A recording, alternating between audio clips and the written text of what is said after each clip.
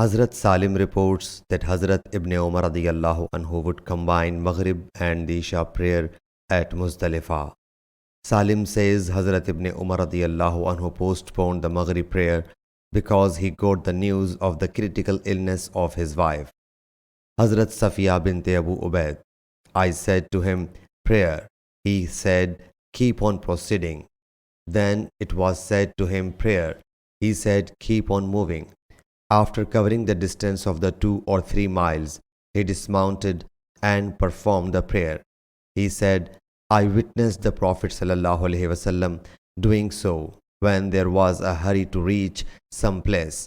Hazrat Abdullah bin Umar radiyallahu anhu said, I saw when the Prophet ﷺ was in a hurry to reach some place. He ﷺ would postpone the Maghrib and perform 3 units, then perform salutation, then stay for a while till the call to Isha congregation was made, and he ﷺ would perform 2 units. Then he ﷺ would perform salutation and would not perform optional prayer after Isha till he ﷺ would get up to perform the prayer at midnight. Sahih Bukhari, Hadith number 1092.